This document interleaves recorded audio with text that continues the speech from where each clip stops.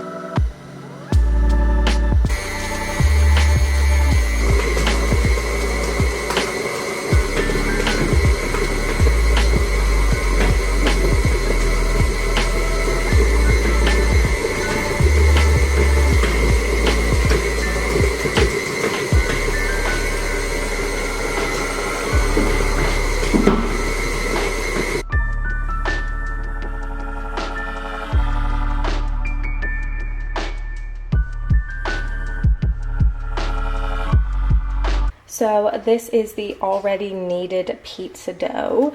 It is just here to rise for about the next 8 hours until doubled in size. This is the bread dough that has just been mixed together and hasn't been kneaded, hasn't been stretched and folded. So this is just resting for about an hour before I'll go in and do the first lot of stretch and folds.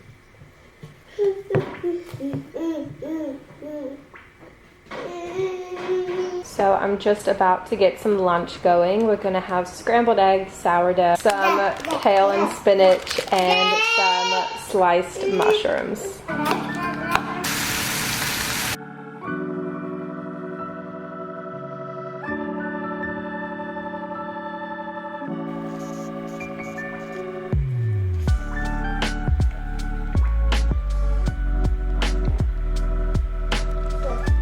It is now 12:30, almost 1, and we've just gone back from a little walk and we stopped at our street library, which actually tends to have quite a lot of good stuff, and I often put my books that I'm unhauling there and they tend to go really quickly. But I found How to Stop Time by Matt Haig. I've read one of his books before, The Midnight Library, and I really enjoyed it, and he's coming out with a new release next year, so it'll be good to read this before that one comes out.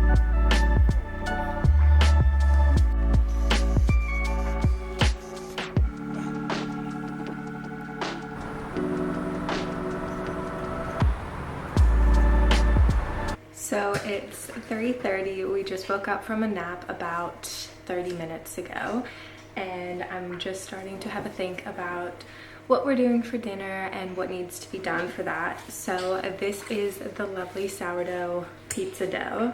You can see lots of air bubbles along the sides. This is definitely doubled and it's pretty much ready to go.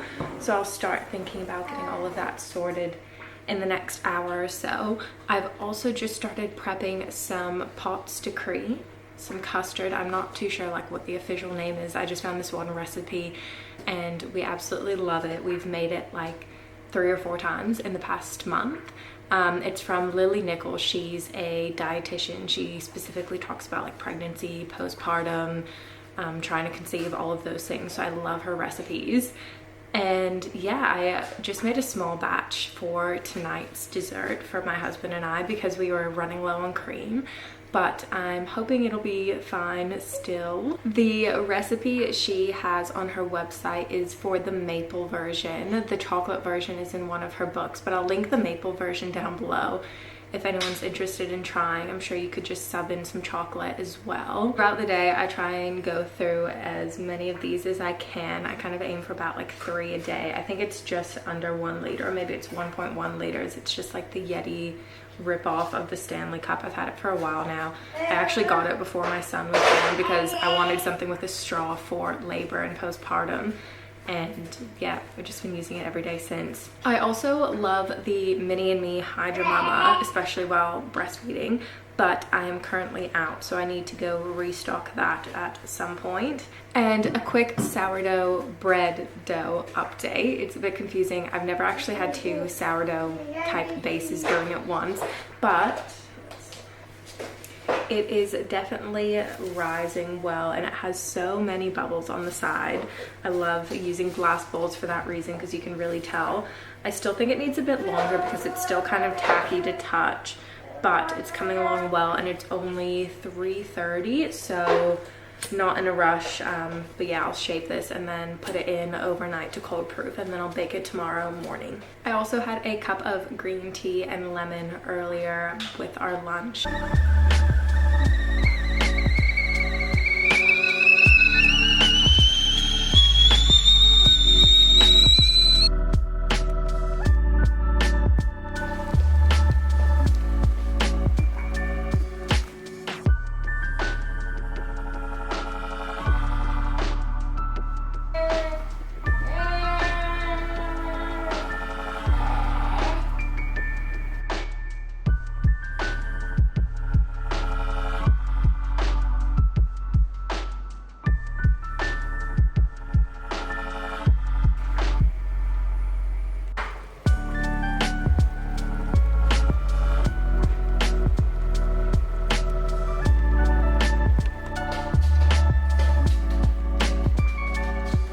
We've just finished dinner. It's 5:30 now. So we had 1 pepperoni and 1 mushroom pizza, and my son just ate the mushroom pizza. That is everything that we are going to have for our main meals of the day.